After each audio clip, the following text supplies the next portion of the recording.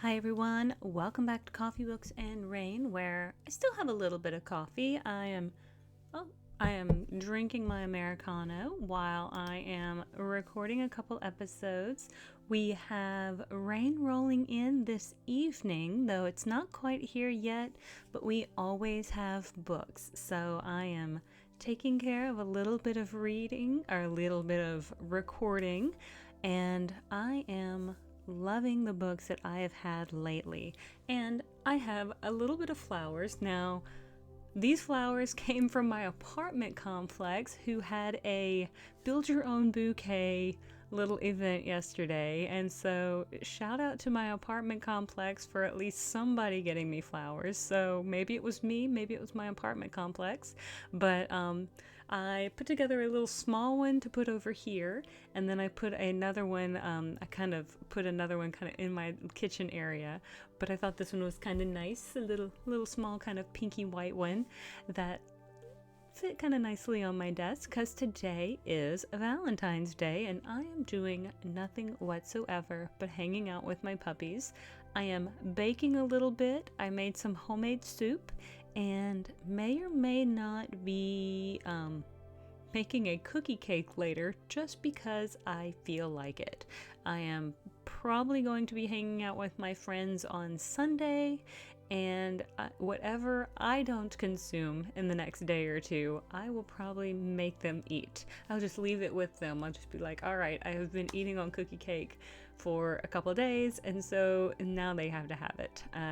American Cookie Company cookie cake is my favorite, and since I don't want to go buy one, I did buy some ingredients that hopefully will make a decent copycat recipe. But we're not talking about cookie cakes anymore. We are talking about books, and we are talking about a really cute romance, what I think of as cozy romance.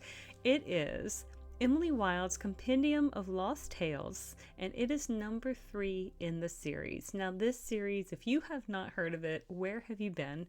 Because it is utterly adorable. It is absolutely cute, and it is one of the, it's definitely Grumpy Sunshine. You've got this kind of curmudgeonly Professor Emily who falls for this very,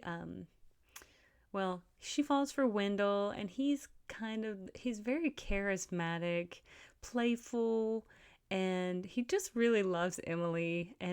But the whole the perspective is really, it's kind of from Emily's perspective because a lot of it is her journaling. And so you get her perspective because she's a lot of the time very kind of frustrated or what have you, because she she thinks very logically and he thinks very emotionally.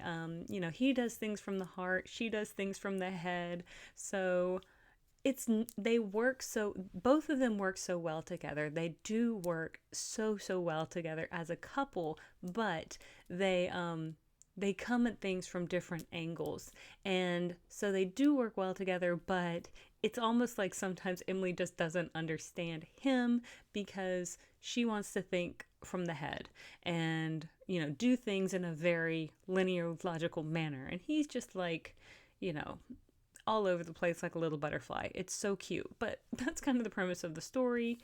And anyway, he was kind of outcast, if you don't know, from his kingdom, his Fae kingdom. He is like a Fae prince / possible kind of successor to the throne, and he's been trying to get back to his kingdom. Well, now we have book number 3, and so let's dive into the third one. Emily Wilde has spent her life studying fairies. A renowned dryadologist, she has documented hundreds of species of folk in her encyclopedias of fairies. Now, she's about to embark on her most dangerous academic project, studying the inner workings of the fairy realm as its queen.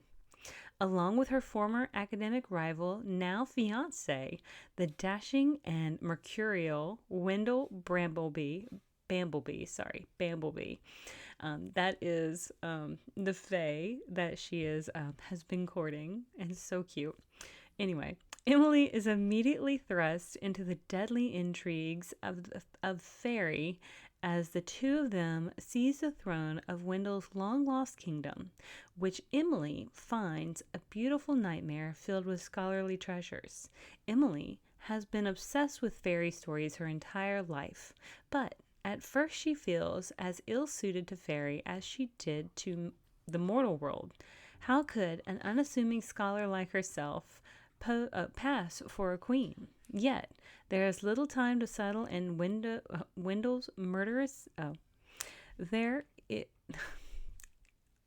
I swear, one day I'm going to learn to read. It's going to happen. Yet there is little time to settle in. Wendell's murderous stepmother has placed a deadly curse upon the land before vanishing without a trace. It will take all of Wendell's magic and Emily's knowledge of stories to unravel the mystery before they lose everything they hold dear. So it is considered fantasy, romance, historical fiction, which is funny because I don't often think of fae as historical fiction, but I suppose you kind of could in the respect of kind of the Celtic knowledge and the Scottish lands and things of that nature, because I do think it is a big part of their history in that respect. But definitely fantasy. It's romantic, but I don't know if it's romance in the way, it's not spicy in any sort of way. There's some kissing and it's a little canoodling, but usually if it gets to a spicy scene, it's more of a fade to black sort of scene, like we saw in the second book when there was like a moment in the woods and they had a moment, but it was a fade to black sort of moment, which is what I mean, that's what I tend to prefer. I like to let people have their privacy. Some people like to be that voyeur, and that is totally fine. You know what? You get it, girl. If that's what you like, you get it. Like, I have nothing, like, there is nothing wrong with that. But I really, really like this book, and it seems like the audience so far really likes this book as well. So, now, is this going to be the ending to the series? Possibly, like very, very possibly. It could be. I think it ends in a way that, yes, perhaps, but I hate to put the nail in the coffin and say yes. I hate to say done. It's finished, because I am not Heather Fawcett.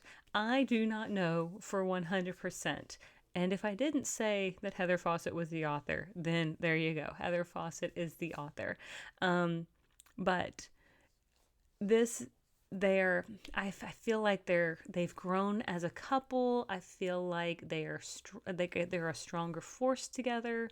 They still have their ups and downs. They still have like a level of independence about them, like where they both can still move independently and still come together without feeling like. Do you ever see some books where it's like once they come together, like one can't move without the other and it feels codependent? I've seen that in some books and I really don't like that dynamic. It's like, oh, I can't breathe without you. Like, fine, that's it's romantic, but it's not realistic. Like, sure, you get to that honeymoon phase and you're like, oh, it's so sweet. Oh, you can't breathe without me. I'm your oxygen. Lovely. But there's got to be a point where you're going to have to be able to breathe without me, because I'm going to have to go, like, we're going to have to, like, live. We're going to have to be able to live. I'm going to have to go to school and be a professor and then come back. And then, we're going to have to be able to do things. But I'm just saying. So I really think this book was incredibly well done. I think Heather Fawcett was able to keep her momentum. Now, I think book 2 was really cute, but it was kind of, for me, a little bit of a filler in a way. In a lot of different respects, did I feel like it move the story forward much? No, but we did address some of the stepmother, like Wendell's stepmother situation, yes, but that instance, that conflict or fight was so quick, and it happened literally on like 2 pages, that it was almost a moot point. When Emily was in Fairy, like, she spent tons and tons of pages in Fairy, like, hanging out, meeting people, getting Orgra. She got Wendell's cat, and I think his name, like, I think the cat's name is Orgra or something like that. But she went and got Wendell's cat because Wendell's cat was going to be able to save Wendell, who was pretty much more or less being poisoned during, like, book number 2. So she needed to get the cat to be able to save Wendell's life. But while she was in Fairy, she also confronted Wendell's stepmother and, in a way, like, more or less kind of defeated Wendell's stepmother. Sent her packing for the most part, but that fight was almost irrelevant. Like, it felt like should have been a much bigger thing than it was. And so then we get to this book, and the stepmother has vanished, and a curse has been placed, and we kind of learn that kind of, I don't know, maybe 30% of the way into the book, somewhere around like that. And I mean, so I feel like much of book 2, like, was filler. And I think that's kind of what I'm trying to say, is like there wasn't the strongest storyline for me in book 2. Was it still really cute? Yes, absolutely. Again, still a very cozy romance, but it's still just Emily going out doing her thing very independently, which is totally fine. And Wendell kind of taking a back seat. We kind of still get that same thing in this one, because of course that is the nature of these books, is that Emily is writing these stories. These are her diary narratives. So we're going to get it from her perspective. And so the main bulk of Wendell's narrative is Emily reading a lot of letters. When she's not with him, she's reading, like, letters from Wendell. So anyway, I prefer when they're together, because it does kind of feel like then he is a more dynamic character doing things.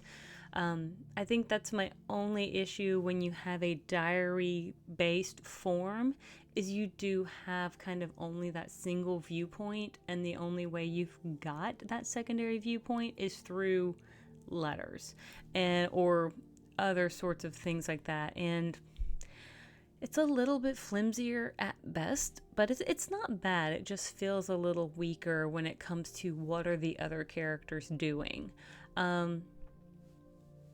Still, one of the better kind of trilogies. I would still love to see more beyond these. Like, if she decides she wants to do a third one, if she decides we're gonna go beyond this and see what's happening, I'm totally fine with it.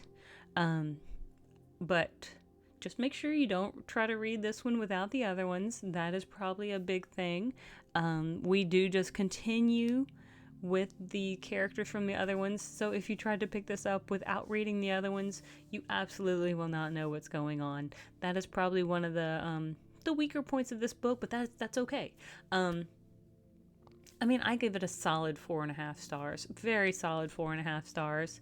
And yeah, no, it's pretty good. I enjoyed it. I'm really glad I read it. I'm very happy that NetGalley provided it to me, because I got to dive back into their world and see what sort of cute little adventures they got into. It's not a dark series. Could the author have taken it into a slightly darker route? Sure. But I don't think it's intended to be that way. Is it kind of slow pacing at time? Sure. The main character is an academic, so I think sometimes an academic can be wordy, and an academic can be brainy, which can slow down the pacing sometimes. And they're not always geared towards the adventurous pacing sometimes. Just kind of putting that out there. But overall, I love it. I had a great time with it. I highly recommend it, and I hope that you all will enjoy it as well. I know that a lot of people have been looking forward to this book, and again, as I look at these reviews, I know people seem to be absolutely loving it. I know it's been eagerly anticipated, and it's going to do so well. The cover is really cute, as always, and I'm certain that there's going to be like really cute little spine art, as there have been, the sprayed edges and stuff. So if you like the collectible options, I'm certain those are going to be available as well. But until next time, thank you so much for tuning in. I hope you'll like and subscribe, and I will see you guys on the next page. Have a great one.